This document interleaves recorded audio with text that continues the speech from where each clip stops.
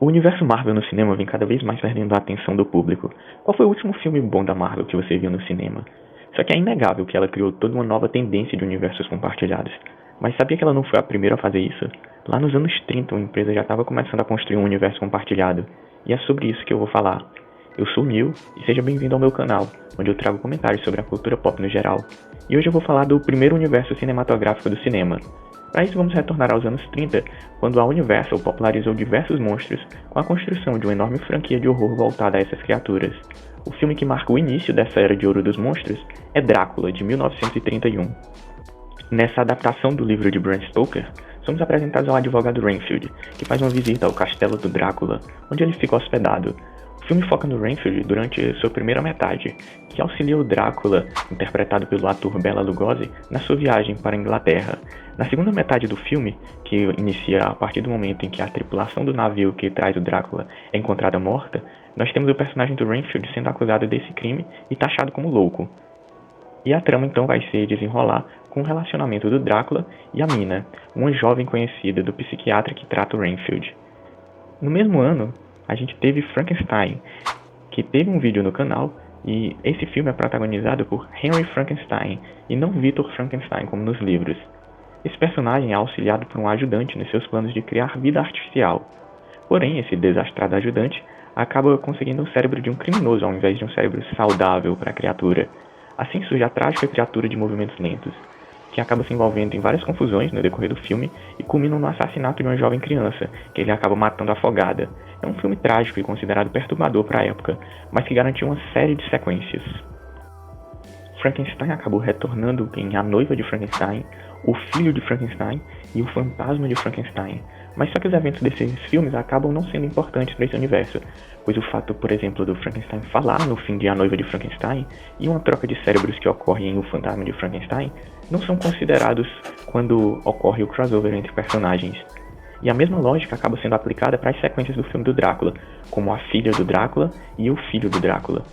O que não quer dizer que sejam filmes ruins, pois A Noiva de Frankenstein consegue se aprofundar ainda mais nos dramas da criatura, principalmente na dificuldade do monstro em ser aceito, algo que eu comento um pouco melhor no meu vídeo sobre o Frankenstein. E A Filha do Drácula traz toda uma nova abordagem para a mitologia dos vampiros, que estava começando a ser explorada no cinema. Nesse filme, a vampira tenta buscar uma cura para sua maldição, mas só que a Universal não manteve o seu universo apenas com sequências. Ela tentou criar novas franquias, assim como a Marvel não ficou restrita em fazer apenas filmes do Homem de Ferro e do Capitão América, e investiu em novas franquias como Thor, por exemplo.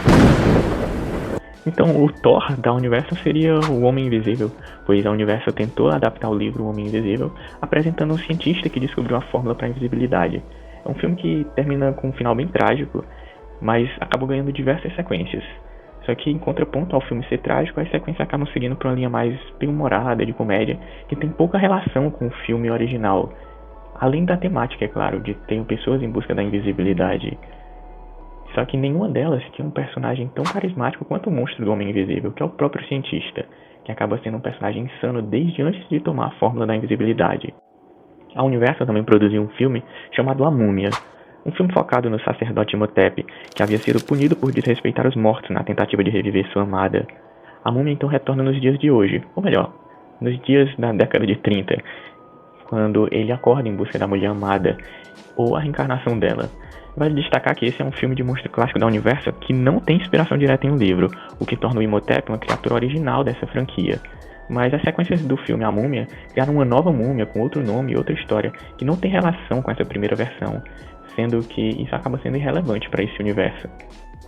Outro personagem original da Universal, e talvez o mais importante deles, é o lobisomem, que é o protagonista do filme The Wolfman. Ele é um personagem que ele foi vítima de um outro lobisomem e acaba se tornando uma criatura. Então ele passa a viver com essa sina e busca uma cura para essa maldição. Só que no decorrer do filme, acaba se popularizando uma frase que se torna clássica sempre que vai aparecer o lobisomem em algum filme da Universal, que é a seguinte frase: mesmo aquele de coração puro que à noite faz as suas preces, pode se tornar um lobo quando o acônito floresce e a lua do outono brilha. Então, recorrentemente durante os filmes, há a aparição desse lobisomem e sempre é acompanhada dessa frase em algum momento. O lobisomem então retorna em um outro filme chamado Frankenstein Conhece Lobisomem, que é o primeiro crossover de monstros da Universal, o equivalente daquela época a ver os Vingadores se unindo. mas se tratando da escala, talvez fosse como ver o Capitão América enfrentando o Homem de Ferro, ou algo nesse estilo. Nesse filme acontece novamente a citação da frase clássica do lobisomem antes dele aparecer em tela, o que acaba por ajudando a localizar o público, pois no momento em que você escuta essa frase, o único momento em que ela tinha sido dita anteriormente havia sido no filme do lobisomem. Esse filme é uma sequência direta do filme do lobisomem que continua dos eventos do filme anterior, o protagonista indo em busca de se livrar dessa maldição, e nessa busca ele vai até o castelo do Dr. Frankenstein para encontrar alguma anotação que possa reverter o seu quadro, e lá ele encontra a criatura de Frankenstein. O filme tem uma sequência direta chamada A Casa de Frankenstein, que continua após os eventos desse crossover, mas só que dessa vez a Universal cogitou um crossover maior com a presença do Conde Drácula. Inicialmente teria até mais personagens, só que o filme sofreu mudanças significativas durante o desenvolvimento. Então, no fim, em A Casa de Frankenstein, acompanhamos o Dr. Newman e o seu assistente Corcunda, que acabam fugindo de uma prisão e buscam os experimentos do Dr. Frankenstein. Na jornada deles, eles acabam descobrindo que tem que deixar like no vídeo e se inscrever no canal para eles não serem amaldiçoados. Então eles encontram Nagini, um homem que leva consigo uma Câmara dos Horrores itinerante, que entre os seus itens encontra-se nada mais, nada menos do que o cadáver do Drácula, com uma estaca enfiada em seu peito, exatamente como estava ao final do filme Drácula de 1931. Newman, com a ajuda do seu assistente, mata Nagini e assume o seu lugar, seguindo essa jornada até a casa de Frankenstein. E apesar do título, e apesar até mesmo da presença do Drácula no filme, ele jamais chega a interagir com os demais monstros, pois a trama envolvendo o vampiro ela ocupa só a primeira metade do filme, que é o momento antes da chegada no castelo do Frankenstein. No momento que eles chegam, vai se desenvolver uma trama que continua a partir dos eventos do filme anterior, com essa dupla de criminosos encontrando-se com o lobisomem e com a criatura de Frankenstein, dando um desfecho para ambas as criaturas. Obviamente, a Universal fez mais um filme que se tratava de outra reunião de monstros. Esse filme era chamado A Casa de Drácula, mas que ignora as consequências dos filmes anteriores e traz apenas pequenas referências, sendo difícil de imaginar uma continuidade aos eventos anteriores. Há ainda dois personagens que são considerados pela Universal em seu box como monstros clássicos, o Fantasma da Ópera e o Monstro da Lagoa Negra. O Fantasma da Ópera é o primeiro filme de monstro colorido da Universal, mas fora do clima sombrio dos filmes anteriores, sendo muito mais um drama de época do que um filme de monstro. E o Monstro da Lagoa Negra foi o primeiro filme de monstro em 3D da Universal, ganhando sua própria trilogia, mas jamais se encontrando com os demais monstros em crossover. Só que o Monstro da Lagoa Negra ele acaba se encontrando com a dupla de comediantes Abbott e Costello em um especial dessa dupla. E qual a relevância disso? Eles também já haviam encontrado com os outros monstros clássicos da Universal em outros crossovers. Porém, apesar de alguns incluírem esses especiais como parte do universo, são filmes que ignoram os eventos dos crossovers anteriores. No fim, esse universo pode parecer uma grande bagunça, mas dá pra notar o quanto ele inspirou o cinema atual nessa ideia de criação de universos compartilhados, uma vez que a Universal foi a pioneira nessa proposta. E aí, comenta se já assistiu algum desses filmes e o que você acha dessa ideia de universo compartilhado.